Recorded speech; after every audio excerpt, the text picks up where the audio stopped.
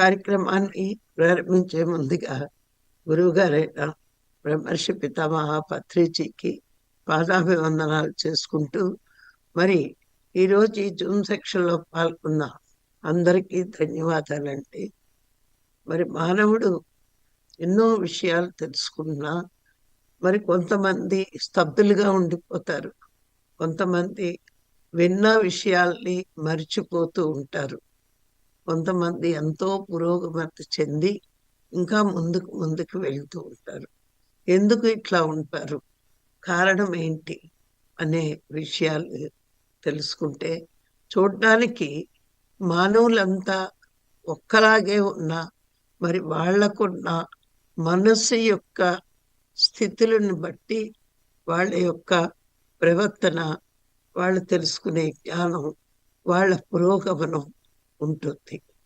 అలాగే మనం చూసుకుంటే మానవ జన్మ ఎలా వస్తుంది ఏంటి అన్నది మనము ఎన్నో క్లాసుల్లో ఈ విషయాన్ని చర్చించుకుంటూ, మరి 84 లక్షల జీవరాశులుగా జన్మలు తీసుకుని చిట్ట చివరగా మానవ జన్మకు వచ్చిన మనము ఇక చేయవలసిన పని ఏంటి అంటే, మన జీవిత లక్ష్యం, మన జీవిత గమ్యం ఏంటో తెలుసుకుంటూ దానికోసం ప్రయత్నం చేయాలి.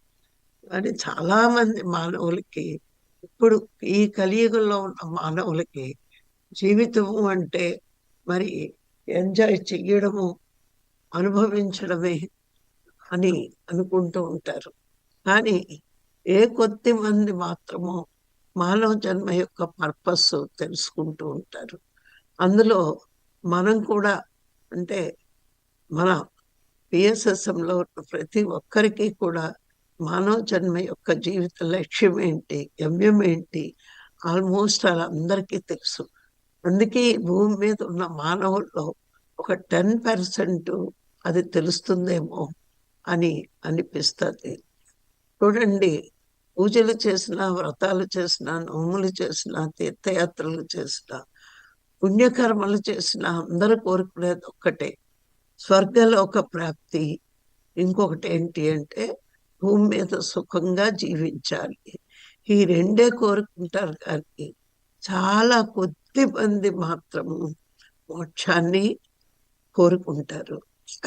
అది కొద్ది మందికే మోక్షం అంటే అర్థం తెలుస్తుంది, అందరికీ తెలియదు. కానీ మానవుడు మోక్షం పొందడానికి అందరి మానవులకి అర్హత ఉంది. కానీ కొద్దిమందే తెలుసుకుంటున్నారు. అంటే కొద్దిమందికి మాత్రమే సత్యం అంటే ఏంటి, ఆ మోక్షం పొందాలంటే సత్యాన్ని తెలుసుకోవాలి, ధర్మాన్ని ఆచరించాలి, జ్ఞానాన్ని పెంచుకోవాలి అని వాళ్ళ జీవితంలోకి గురువులు వచ్చాక అర్థమయ్యి, మరి అది ఆ విధంగా వాళ్ళ ఆచరణ, వాళ్ళ ప్రయత్నం జరుగుతుంటుంది. మరి మనకి ఇది తెలుసు, మానవుడికి మనసు వల్లే పురోగమనం ఉంటుంది, ఈ మనసు వల్లే తిరోగమనం ఉంటుంది.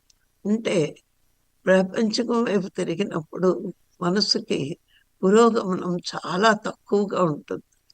ఆధ్యాత్మ వైపు, అంటే ఆత్మ వైపు తిరిగినప్పుడు ఈ మనసుకి పురోగమనం చాలా ఎక్కువగా ఉంటుంది.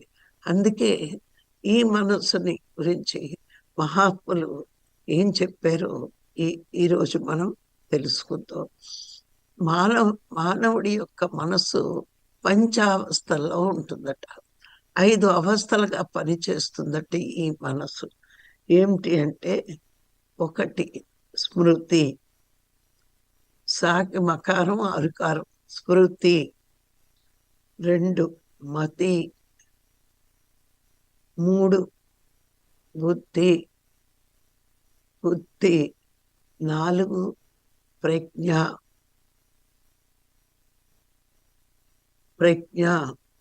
5 ప్రతిభ. ఈ విధంగా మనసు 5 రకాలుగా పనిచేస్తూ ఉంటుంది మనకి. మొట్టమొదటిది స్మృతి.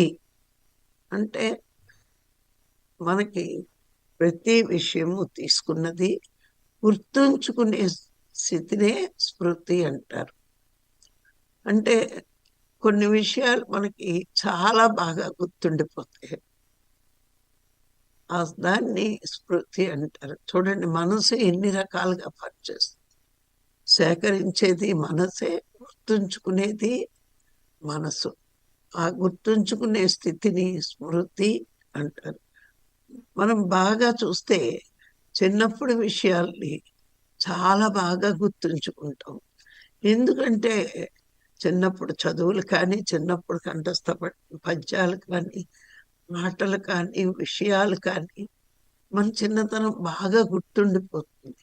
ఎందుకంటే అప్పుడు ఈ మనసులో బాహ్య విషయాల చింత తక్కువ, పక్క విషయాల గురించి చింత తక్కువ. ఎవరి గురించి మనం ఆలోచించకుండా మన గురించి మనం ఆలోచిస్తూ చాలా ఏకాగ్రత పొందుతూ ఉంటాం. కాబట్టి మనకి చిన్నప్పుడు కంఠస్థ పట్టిన పద్యాలు ఇప్పటికీ గుర్తుంటాయి, మన స్మృతిలో ఉన్నాయి అవి. అందుకే అంటారు కొంచెం సృహలో ఉండరా అని. ఎందుకంటే అవి మనకి లోనికి వెళ్ళిపోతూ ఉంటాయి కాబట్టి. మనకి మా స్మృతిలో నుంచే సృహ అంటే ఎరుకలో ఉండు అని చెప్పడం ఇండైరెక్ట్ గా అనమాట. మరి ఆ విధంగా గుర్తుంచుకునే స్థితిని స్మృతి అంటారు. ఇప్పుడు కూడా మనం ఏ విషయం గురువులు చెప్పినప్పుడు, పుస్తకాలు చదివినప్పుడు ఈ ఆధ్యాత్మిక విషయాల్ని ఏ చింత లేకుండా, అంటే బాహ్య విషయ చింత మనకి లోన లేకుండా. ఇప్పుడు కొంతమంది నలుగురిలో ఉన్న పుస్తకం చదువుతూ ఉంటారు కానీ దృష్టి పదే పదే పక్కవాడి మీదకి, ఎదుటివాడి మీదకి వెళ్తూ ఉంటుంది. కాలక్షేపంగా చదువుతాం అంతే, కానీ అవి మనకి స్మృతిలో ఉండవు. కానీ చాలా ఏకాగ్రతగా చదివిన విషయాలు మన స్మృతిలో ఉంటాయి, అంటే మన జ్ఞాపకాల్లో ఉంటాయి. అందుకే గుర్తుంచుకునే స్థితిని, మనసు ఏ విషయాలను గుర్తుంచుకుంటుందో ఆ స్థితిని ఇక్కడ గమనించండి. ఆ స్థితి మీకు ఏ విషయం గుర్తుందో, ఎందుకు గుర్తుంది అని మీరు ఒక్కసారి విచారణ చేస్తే, ఇప్పుడు నాకు బాకీ విషయాల మీద దృష్టి లేదు, అందుకే గురువు చెప్పింది యథాతథంగా లోనకి వెళ్ళింది, అది స్మృతిలో ఉంది అన్నది మనకి అర్థమవుతుంది. అంటే మనకి ఎంతగా ఏకాగ్రతగా వింటూ ఉంటామో ఆ విషయాలు మనకి అంతగా గుర్తుండిపోతుంటాయి. ఆ స్థితినే స్మృతి అంటారు. మతి. ఇంకా రెండోది మతి.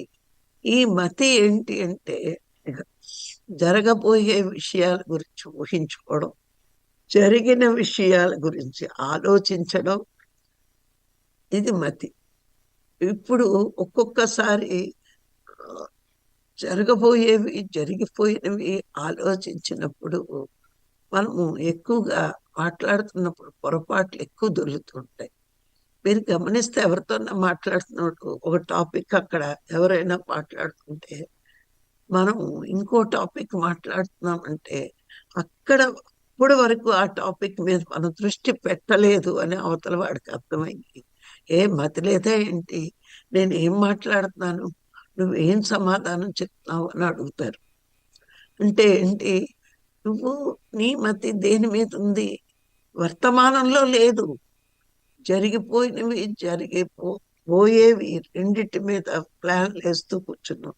జరిగిపోయిన విషయాల్ని చింతిస్తున్నావు, జరగబోయే విషయాల గురించి ఏం జరుగుతుందా అనే మానసిక స్థితి. అప్పుడు మనమే అంటాం, నేను ఇప్పుడు ఇక్కడ ఉంచా, నేను ఏదో విషయం ఆలోచిస్తూ పొరపాటుగా ఇట్లా అన్నాను అని కూడా మనం అంటాం. ఎందుకు మనం ఈ విషయాలు తెలుసుకోవాలి అంటే మన ఆధ్యాత్మికతకి ఏది అవసరమో మనం గుర్తుంచుకోవడానికి. ఇప్పుడు ఆధ్యాత్మికత ఏం చెప్తుంది మనకి అంటే ఎప్పుడూ వర్తమానంలో జీవించండి అని చెప్తుంది. అంటే జరిగిపోయినవి వెనక్కి తీసుకోలేవు, జరగబోయేవి వర్తమానాన్ని బట్టి జరగబోయేవి ఉంటాయి. కాబట్టి నువ్వు వర్తమానంలో సరిగ్గా ఉంటే నీ భవిష్యత్తు ఎప్పుడూ బాగుంటుంది. కాబట్టి భవిష్యత్తు గురించి బెంగ వద్దు, జరిగిపోయిన గతాన్ని గురించి బాధ వద్దు అని మనకి చెప్తూ ఉంటాయి. అందుకే జరిగిపోయిన విషయాల గురించి ఆలోచించొద్దు, జరగబోయే విషయాల గురించి ఊహాగానాలు ఎప్పుడూ చెయ్యొద్దు. వర్తమానంలో జీవించగలిగే మానసిక స్థితి తెచ్చుకో, కానీ నీ మతి సరిగ్గా ఉంచుకో. అంటే జరిగిపోయేవి జరగబోయేవి రెండూ వద్దు. అలా ఉంటే నీ మతి స్థిరంగా లేనట్టే. వర్తమానంలో జీవించగలగాలి. మతి సరిగ్గా ఉన్నవాడు వర్తమానంలో ఉంటాడు. మతి సరిగ్గా ఉంచుకోకపోవడం అన్నది గతానికి భవిష్యత్తుకి వెళ్ళే స్థితినే మతి అంటారు. మతి కూడా గొప్పది కాదు, గుర్తుంచుకోవాల్సిన విషయం కాదది. మరి అలాగే బుద్ధి జరుగుతున్న విషయాలను ప్రతిదీ కూడా నిర్ణయిస్తూ, ఆలోచిస్తూ, ఎలా చెయ్యాలో నిర్ణయిస్తూ ఉంటుంది. ఇప్పుడు మనకి ఈ బుద్ధే నిర్ణయిస్తుంది, ఇలా చెయ్యి, అలా చెయ్యొద్దు. మనం ఏదైనా జరుగుతున్నది వర్తమానంలో జరుగుతుంటే మనం వెళ్ళాలా వద్దా అక్కడికి, ఆ విషయంలోకి అన్నది మన బుద్ధిని బట్టి ఉంటుంది. అంటే సావధానంగా మనం ఆలోచిస్తే బుద్ధి కూడా చాలా కరెక్ట్గా మనకి పనిచేస్తుంది. తొందరపాటు ఉన్న వాడికి బుద్ధి ఎప్పుడూ సరిగ్గా పని చెయ్యదు. కొంతమంది అహంకారులకి బుద్ధి పనిచేయదు సరిగ్గా. బుద్ధి ఉంటుంది మానవులకి, అది సరిగ్గా వినియోగించుకోడు. అజ్ఞానంలో ఉన్నవాడికి బుద్ధి సరిగ్గా పని చెయ్యదు. కానీ సావధానంగా ఆలోచిస్తూ మరి కొంత జ్ఞానం ఆ బుద్ధికి ఉన్నప్పుడు, మన పూర్వజన్మ కర్మలు కరెక్ట్గా ఉన్నప్పుడు, వాసనలు సంస్కారాలు మంచివే అయినప్పుడు మన బుద్ధి ఎప్పుడూ కూడా సదా మంచి నిర్ణయాలు తీసుకుని మంచి విషయాల్లో ఉంటాం. ఎక్కువగా బుద్ధి సరిగ్గా పనిచేసేవాళ్ళు లోకం గురించి ఆలోచిస్తూ ఉంటారు. లోక కళ్యాణకరమైన పనులు చేయడానికి వాళ్ళు ఎక్కువ మాత్రం పడతారు. బుద్ధి సరిగ్గా పనిచేసే వాళ్ళే లోక కళ్యాణకరమైన పనులు ఎక్కువ చేస్తూ ఉంటారు. పశుపక్షాదులలో కూడా బుద్ధి ఉంటుంది, కానీ ఈ పశువులు పక్షులు ఎక్కువ ఉపయోగించుకో. చూడండి, అవి ఎప్పుడు ఉపయోగిస్తాయంటే ఆహారం సంపాదించడానికి బుద్ధిని ఉపయోగిస్తాయి. అలాగే ప్రమాదాలు సంభవించినప్పుడు బుద్ధిని ఉపయోగిస్తాయి. ఈ రెండు విషయాల్లోనే పశువులు పక్షులు బుద్ధిని ఉపయోగిస్తాయి, కానీ మానవుల్లాగా ఎల్లప్పుడూ బుద్ధిని అంటే అది చాలా చిన్నపాటి బుద్ధి స్థితి. మానవుడు పూర్ణంగా బుద్ధితో ప్రవర్తించే స్థితి. అందుకే మనం ఎప్పుడైనా తప్పుడు పనులు తప్పుడు నిర్ణయాలు తీసుకుంటే బుద్ధి లేదా అంటారు. అంటే మనము ఎవరు ఏది మాట్లాడకపోయినా, ఏది ఎవరికి అన్యాయం చేయకపోయినా మనం టప్ టప్ టప వాళ్ళ నిందలు వేస్తుంటే బుద్ధి లేదా, వాడు ఎలాంటివాడో తెలుసు కదా, అయినా వాడిని అంటున్నావు ఎందుకు, వాడు ఎప్పుడు ఎవరి జోలికి వెళ్ళాడు కదా అని ఫస్ట్ మననే అంటారు బుద్ధి లేదా. అంటే మన కర్మలు మంచివైనప్పుడు, మన సంస్కారాలు మంచివైనప్పుడు, మనము లోక కళ్యాణకరమైన జీవితం జీవిస్తున్నప్పుడు మన బుద్ధి ఎప్పుడూ సక్రంగా పనిచేస్తుంది. ఎదుటి వాడి మీద ఎప్పుడూ నిందలు వేసే పని మనం చెయ్యం. నిజంగా చెప్పాలంటే లోక కళ్యాణకరమైన పని చెయ్యాలి అని ఆలోచన వచ్చినవాడు పక్కవాడు సహాయం చేస్తాడా లేదా, నేను ఒక్కడినే ఎట్లా చేయగలను అని ఆలోచించటం.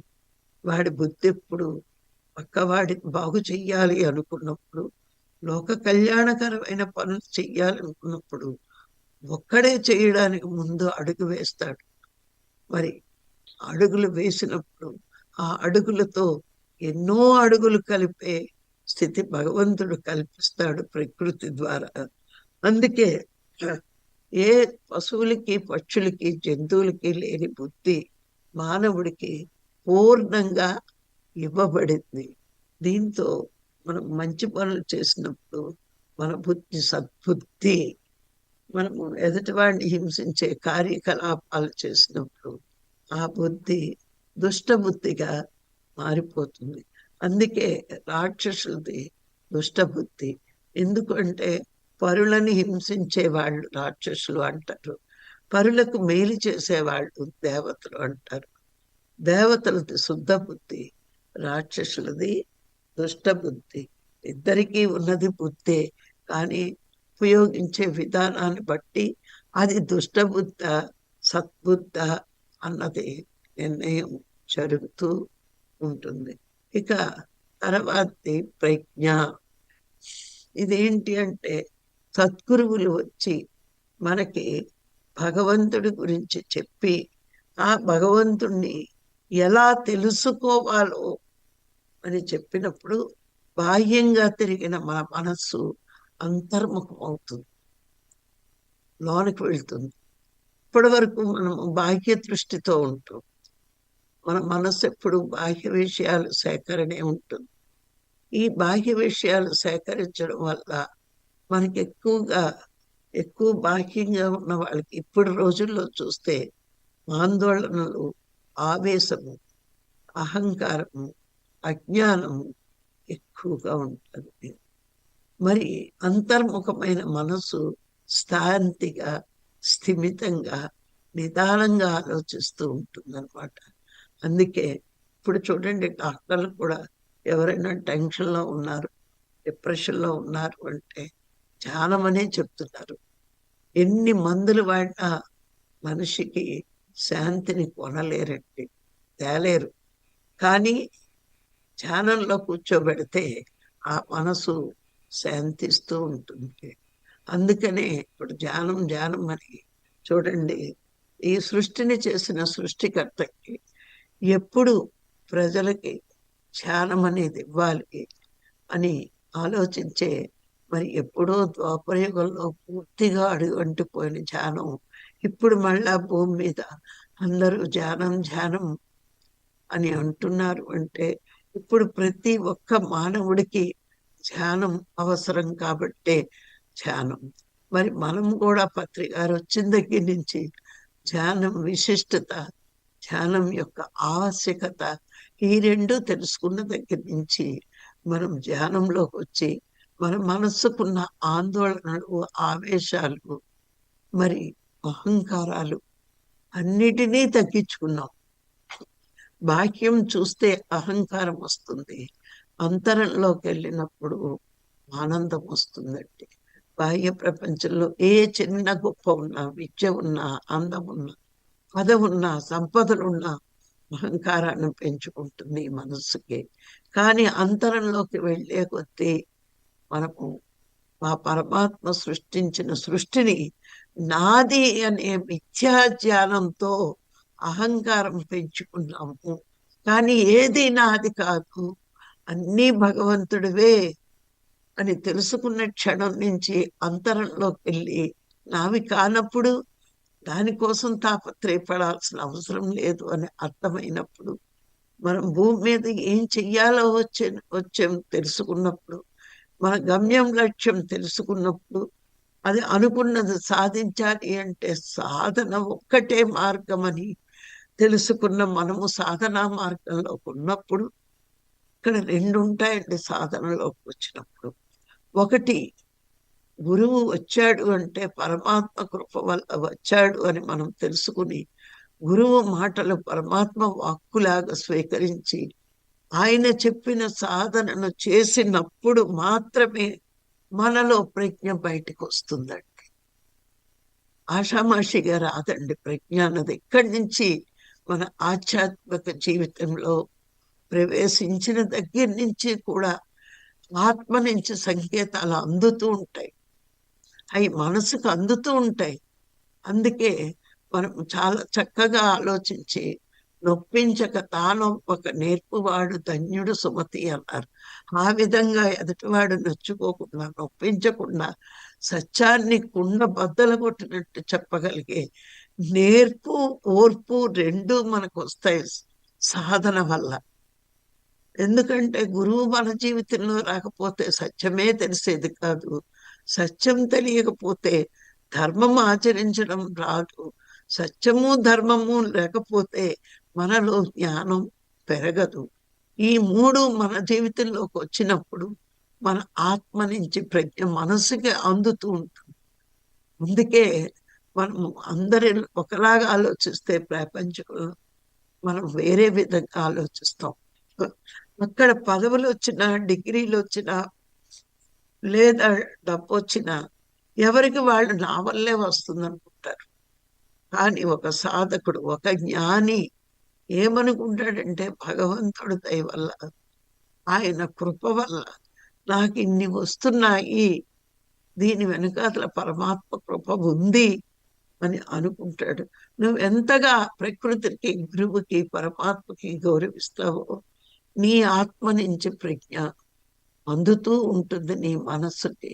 అప్పుడు మనసే ఎంతో జ్ఞానాన్ని నింపుకుంటూ ఉంటుంది. ప్రజ్ఞలో జ్ఞానం పొందుతూ ఉంటాం. ఇక్కడ రెండు విషయాలు తెలుసుకోవాలి. ప్రజ్ఞ అంటే మన జ్ఞానం అందుతూ ఉంటుంది. నీకు శ్రవణం ద్వారా రావచ్చు, స్వాధ్యాయం ద్వారా రావచ్చు, నీ అంతరంలోంచి రావచ్చు. ఇక్కడ జ్ఞానం పొందుతూ ఉంటాం ప్రజ్ఞ దగ్గర.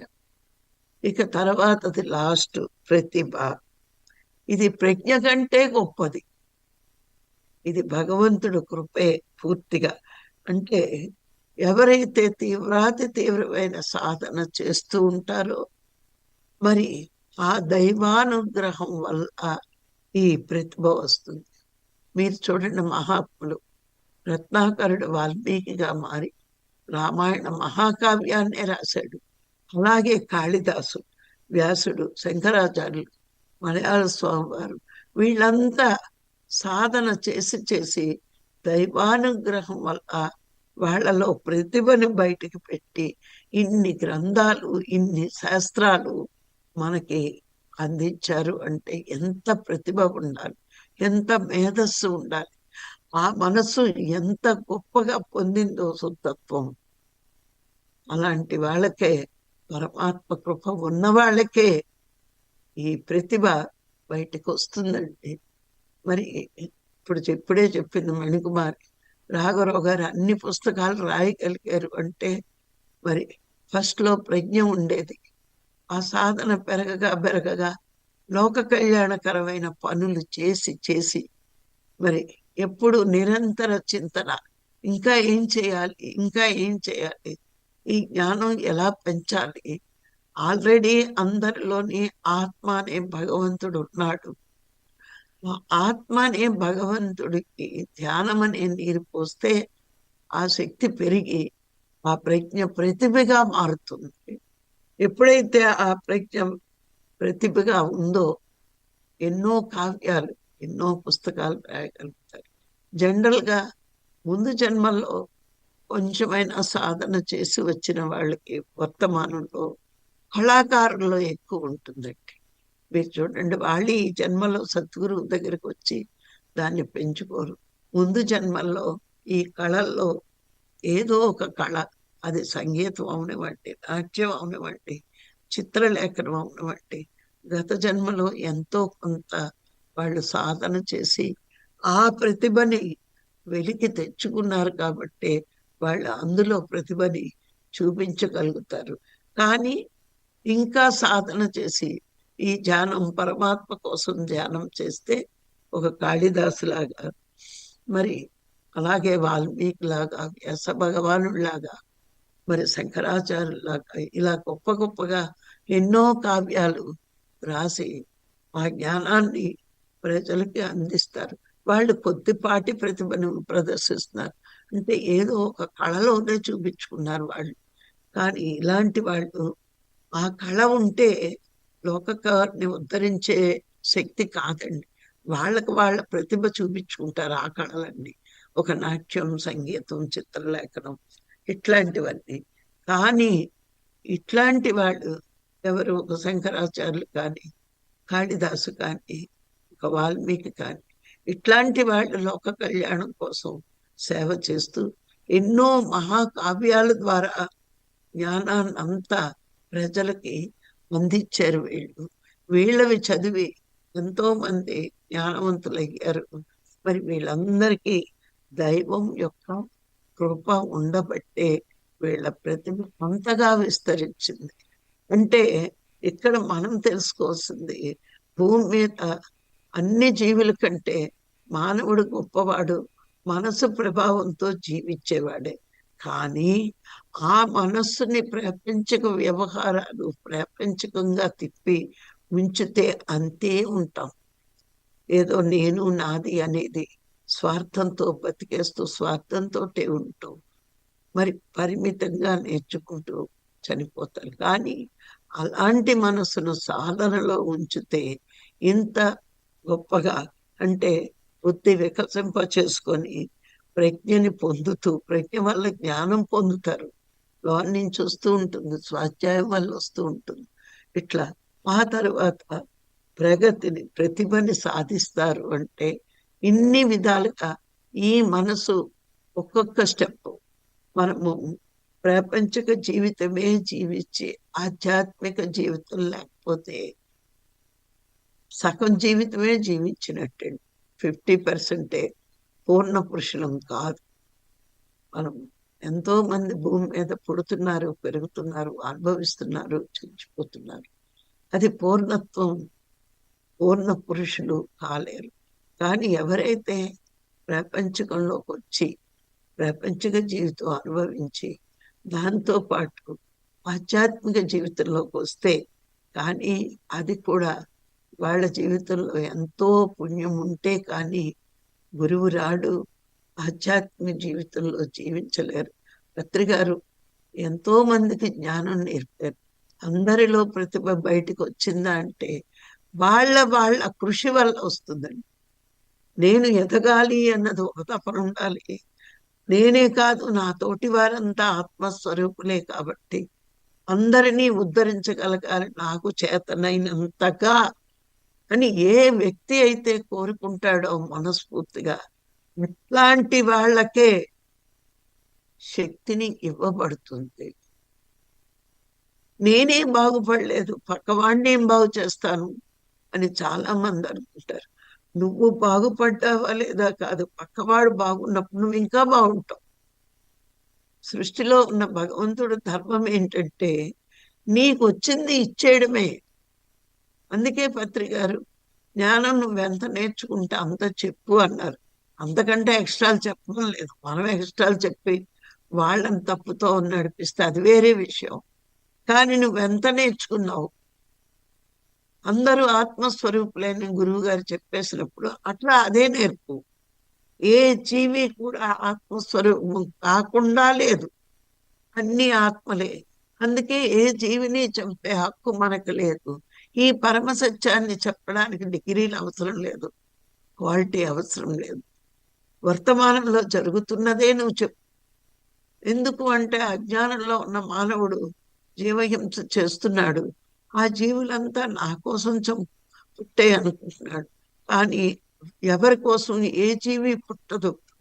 ప్రతి ఆత్మ తనని తాను ఉద్ధరించుకోవడానికి 84 లక్షల జీవరాశులుగా జన్మలు తీసుకుని అనుభవాలు నేర్చుకుంటూ, పాఠాలు నేర్చుకుంటూ మానవ జన్మలోకి వచ్చాక తానెవరు, తాను ఎక్కడి నుంచి వచ్చాడు, ఎక్కడికి వెళ్ళాలి, వెళ్ళడానికి భూమి మీద ఏం చెయ్యాలి అనే పాఠాలు గురువు ద్వారా నేర్చుకుని ఆ విధంగా ప్రయాణం చేసినప్పుడే మోక్షం, ముక్తి. ఈ ఆత్మకి ఇంకా జన్మ తీసుకునే అవసరం లేదు అని తెలుసుకున్నాక మనం అదే బోధించాలి. ఈ సత్యం బోధించడానికి మరి మన దేహాన్ని భగవంతుడు ఎన్నుకున్నాడు అని సంతోషంతో ఈ పని ఇంకా ఇంకా మనం ముందుకు వెళ్ళి చెయ్యగలగాలి. చేసినప్పుడు మరి పరమాత్మే మనకి చెయ్యడానికి కావలసినంత శక్తి ఆయన మనకిస్తాడు. చేస్తున్నాం సాధన నిత్యము. మనము చెయ్యకుండా ఎదుటివాడికి చెప్పే అర్హత లేదు. ఆచరించకుండా చెప్తే ఆచార్యుడు కాలేడు. ఆచరించి చెప్పిన వాడే ఆచార్యుడు. కాబట్టి గురువు దగ్గర విద్యని యాచించి మనము ఆచరించి 10 మందికి ఆచరింప చెయ్యాలి. ఇలా చేసే మన ప్రయాణంలో ఏ అడ్డంకులు లేకుండా మనకు నిరంతరము శక్తి పరమాత్మ ఇస్తూనే ఉంటాడు. అందుకే మన ప్రతిభను గుర్తించి దాన్ని వెలికి తీసే మార్గమే ధ్యానం. అంటే అందరిలోని అనంతమైన శక్తి ఉంది. దాన్ని వెలికి తీయాలి అంటే ధ్యానం తప్పించి రెండో మార్గం లేదు. మన మనస్సు బాహ్యంలో తిరిగినప్పుడు సంకుచిత్తంలో ఉంటుంది, అంతరంలోకి వెళ్ళినప్పుడు మరి విశాలత్వం పొందుతుంది. అంటే అందరికీ సహాయం చెయ్యాలి, అందరినీ జ్ఞానవంతులు చెయ్యాలి అని ఉన్న మనసు చాలా గొప్ప మనసు అండి అది. మరి అలాంటి మనస్తత్వం మనం అలవాటు చేసుకుంటూ మనం బాగుపడటమే కాదు, అందరూ బాగుండాలి అని కోరిక మనకు ఉండాలి. అందుకే మన మనస్సు ఈ పంచావస్థల్లోని ఉంటే మొట్టమొదట మరి మన కోసమే మనం అన్నట్టు బతుకుతాం. చిట్ట చివర అందరి కోసమే ఈ దేహం తీసుకున్నాను అని మనకి అర్థం అవ్వాలి. అలా అర్థమైనప్పుడే మనకి ఆనందకరమైన జీవితం జీవించడానికి అవకాశం ఉంటుంది. మరి ఈరోజు ఈ అవకాశం ఇచ్చిన మీ అందరికీ మరొక్కసారి ధన్యవాదాలు.